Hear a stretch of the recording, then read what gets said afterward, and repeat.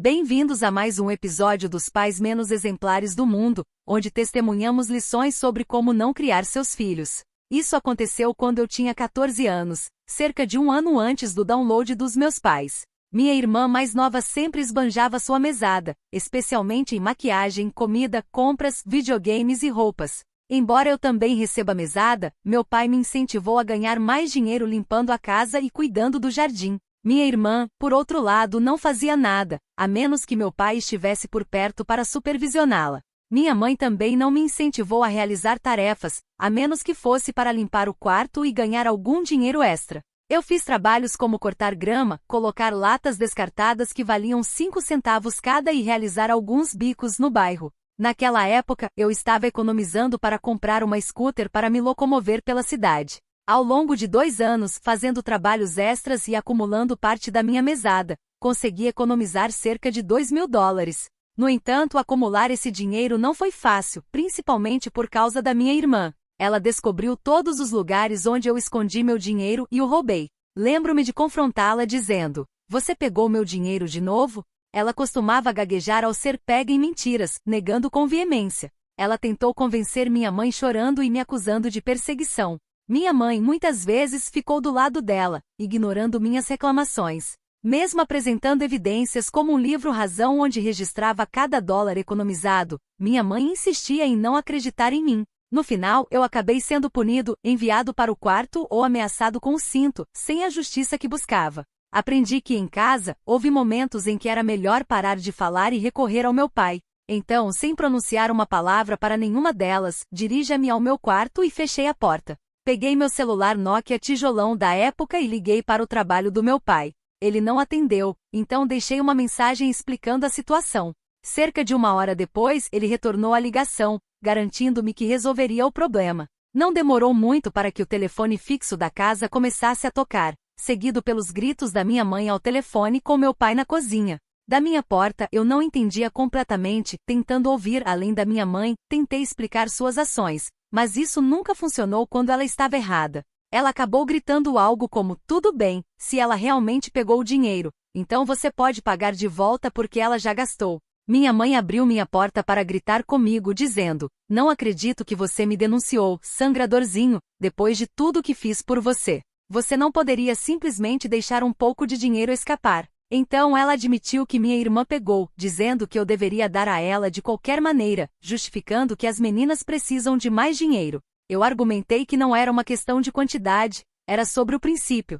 Minha irmã tinha comprado sem remorso, e mesmo que fosse apenas $1, eu ainda queria de volta. Minha mãe defendeu minha irmã, dizendo que ela é uma princesa e merece ser tratada como tal, mas eu insisti que isso não era meu problema. A discussão se intensificou, minha mãe me ameaçou bater, e eu me levantei para enfrentá-la, olhando-a nos olhos. Ela me tentou atacar, mas descobri que eu já era tão alto e forte quanto ela aos 14 anos, devido ao trabalho árduo que vinha evoluindo. Eu a desafiei a tentar, recusando-me a deixar-me agredir, pois não fiz nada de errado.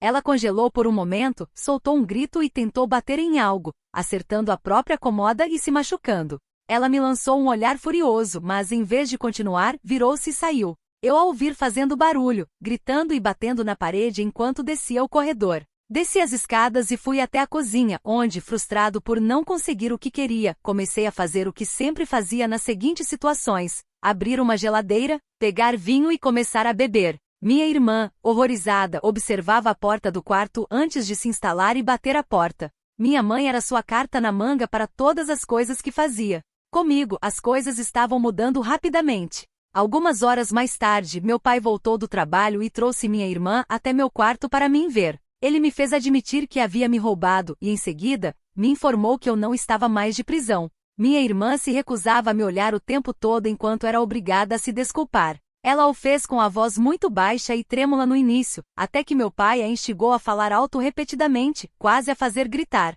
Meu pai então me deu uma nota de $100 para compensar o que minha irmã tinha pegado, e disse que ela ficaria de castigo por 1 semana. O dinheiro retirado seria descontado de sua mesada. No entanto, ela começou a gritar, chamando meu pai de horrível, antes de correr para o quarto. Minha mãe simplesmente sentou-se no pátio dos fundos, entregou ao seu vinho favorito, ignorando todos nós. Ela nunca se desculpou comigo e, às vezes, agia como se uma situação nunca tivesse acontecido.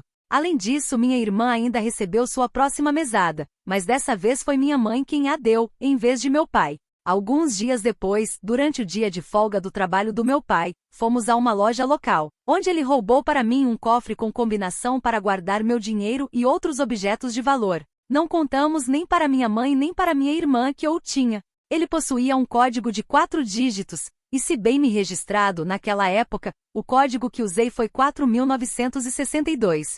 Coloquei todo o meu dinheiro no cofre, tranquei e guardei no fundo do meu armário. Algumas semanas se passaram e em um dia, depois de voltar a cortar a grama de alguns vizinhos, percebi que tudo estava mudando ao meu redor.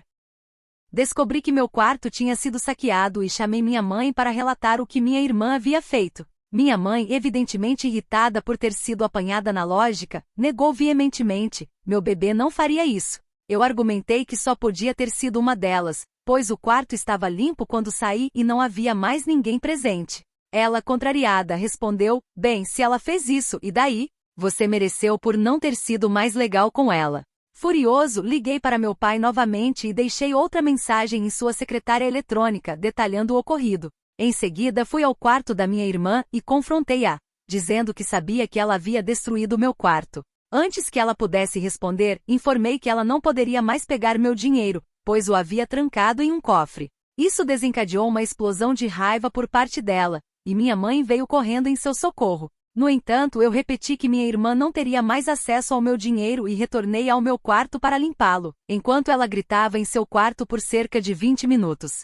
Nada estava realmente faltando ou quebrado, apenas desorganizado. Recoloquei tudo no lugar, mas no dia seguinte, encontrei o quarto devastado novamente e desta vez, minha janela estava quebrada. Minha irmã havia tirado o cofre pela janela, porque não conseguiu abri-lo. Imediatamente liguei para o meu pai, e quando meus pais chegaram em casa do trabalho, minha irmã admitiu ter feito isso, aparentemente orgulhosa de si mesma. Minha mãe tentou ficar do lado dela, argumentando que eu não deveria ter comprado o cofre em primeiro lugar, mas meu pai repreendeu-a. Ele explicou que comprou o cofre para mim porque estava cansado de minha irmã me roubar. Sempre que ela pegava dinheiro de mim e gastava, meu pai tinha que me reembolsar, já que minha mãe se recusava a fazê-lo. Como resultado, tivemos que substituir toda a janela do meu quarto, e meu pai providenciou uma fechadura para minha porta, além de uma caixa porta-chaves protegida por senha que continha a chave do meu quarto. Ao lado da porta, minha irmã estava cumprindo um mês de castigo por quebrar minha janela.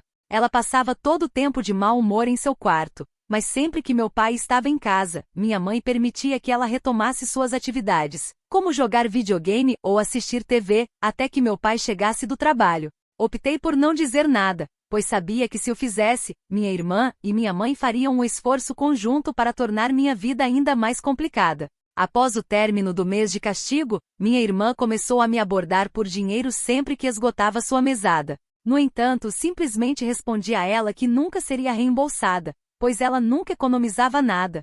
Para fazer uma piada, elaborei um contrato afirmando que ela me devia, para ver se ela realmente assinaria na frente do pai mais tarde. Contudo, ela rasgou o papel ao meio e correu chorar para a mamãe novamente, alegando que eu estava sendo injusto. Minha mãe tentou me pressionar para dar o dinheiro a ela, mas eu apenas a lembrei de que meu pai resolveria a situação. A partir desse momento, minha mãe até tentou me mandar para a escola militar, mas meu pai não permitiu. Além disso, para aqueles que questionam por que meu pai não simplesmente me ajudou a abrir uma conta poupança naquela época, não tenho certeza. Acho que guardar o dinheiro em casa era simplesmente o nosso método. Quando eu era adolescente, inicialmente estava economizando para comprar uma scooter e me divertir pela cidade. No entanto, no meu aniversário de 15 anos, meu pai me presenteou com um kit de motor para minha bicicleta e me convenceu a obter uma licença provisória, incentivando-me a continuar economizando para comprar um carro. Mesmo após ir morar com meu pai, continuei fazendo bicos e ganhando dinheiro de diversas maneiras. Meu pai solicitou a ajuda de seu irmão, meu tio, que era instrutor de direção nos anos 90, para me ensinar a dirigir. Iniciamos as aulas em uma faculdade comunitária local, onde eu praticava em estacionamentos e circulava pelos campos. Mais tarde, aventuramo-nos por estradas rurais pouco frequentadas por carros, e essa prática se repetiu por um tempo. Finalmente decidimos explorar cidades e rodovias, adotando uma abordagem cautelosa, dedicando 2 dias por semana a essa empreitada. Aprimorei minhas habilidades consideravelmente, e logo após completar 16 anos, dirigimos-nos ao DVA para agendar um exame de direção. Passei na primeira tentativa, graças à experiência adquirida anteriormente. Pouco tempo depois de obter minha licença, meu pai determinou que era hora de eu começar a trabalhar meio período em seu negócio após as aulas. Eu fiquei animado, pois isso me permitiria dobrar o dinheiro que já vinha economizando com meus trabalhos extras. Comecei no que era chamado de degrau inferior, realizando tarefas como limpar o escritório, preencher papelada e distribuir correspondências. Rapidamente dobrei minhas economias. Embora tivesse escolhido morar com meu pai e minha irmã, meu pai sempre mantinha um quarto preparado para ela quando vinha visitar. Nos primeiros meses, minha irmã não demonstrou interesse em visitar, mas eventualmente meu pai a convenceu a vir uma vez por semana aos sábados. Ele a buscava, evitando que eu tivesse que encontrar minha mãe. Felizmente, ela também não tinha interesse em me ver. Nessa fase, minha irmã parou de me pedir dinheiro ou tentar invadir meu quarto, uma vez que eu morava na casa do meu pai. Contudo, ela adorava passar o tempo jogando nos consoles que tínhamos na casa do pai, incluindo PS2, Xbox e o Xbox 360, que era o favorito dela na época. Meu pai possuía uma TV de tela plana de tamanho decente em seu escritório, um luxo naquela época, pois essas TVs eram bastante caras.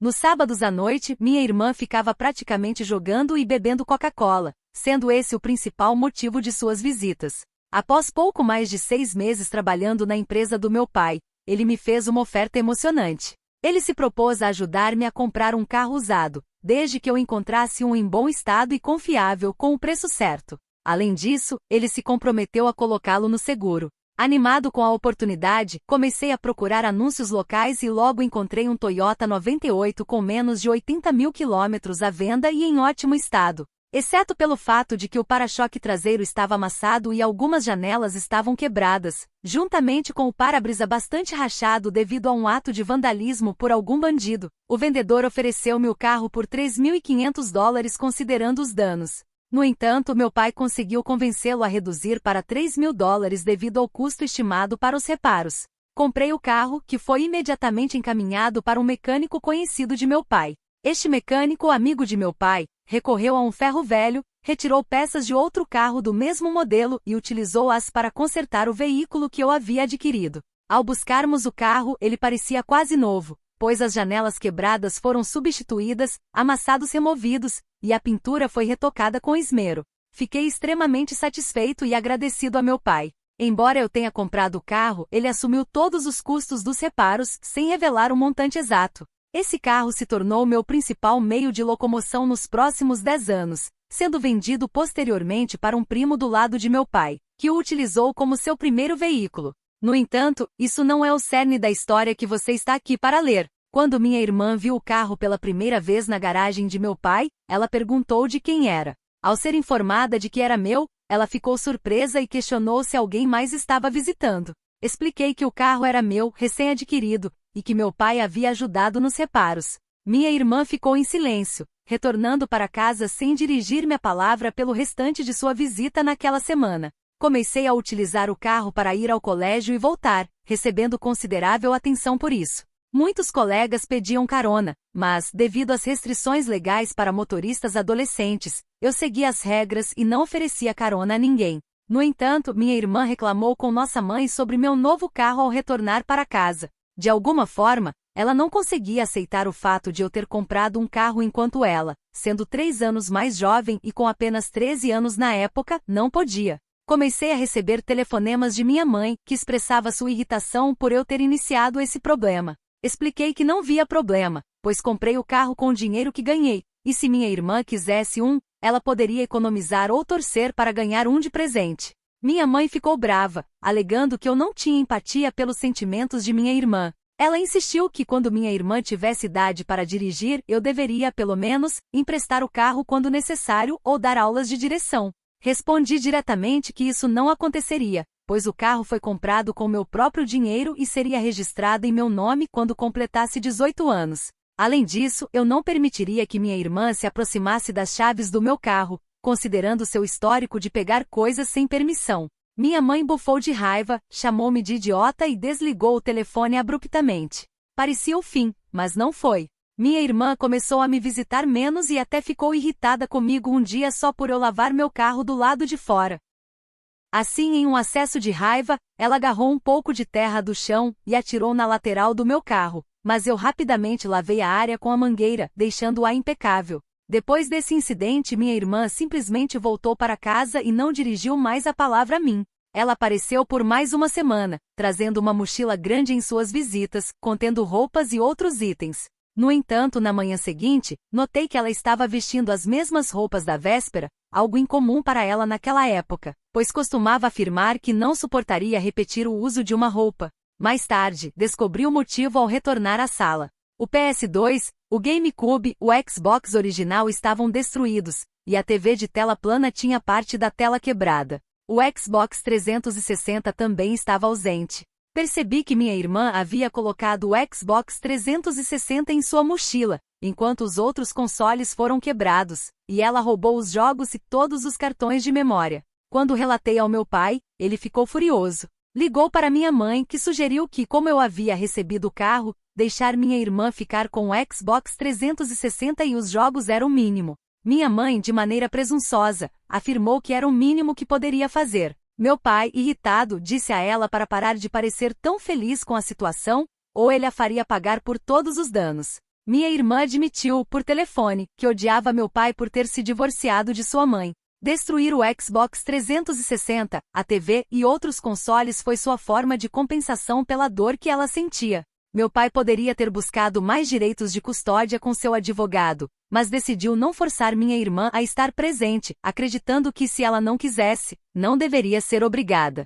Ao longo da década seguinte, mal vi minha irmã ou minha mãe. Meu pai não se preocupou em recuperar o Xbox 360, pois acreditava que aquilo e os outros itens quebrados poderiam ser substituídos. Ele comprou novos, mas percebia-se que ele estava profundamente magoado com as ações de minha mãe e irmã. Deixou o quarto de minha irmã praticamente intocado por anos, embora ela nunca tenha voltado a usá-lo. Dada a maneira como minha irmã é hoje, dificilmente alguém imaginaria que ela fosse a mesma pessoa daquela época. Ela expressa profundo arrependimento por suas ações e gostaria de voltar atrás para pedir desculpas a meu pai, mas infelizmente ele faleceu há algum tempo. Em uma visita recente ao túmulo dele, ela chorou. Não tenho uma conclusão definitiva para esta história, nem uma moral específica, apenas compartilhei minha experiência. Obrigado por acompanhar, inscreva-se para não perder os próximos vídeos e continue assistindo.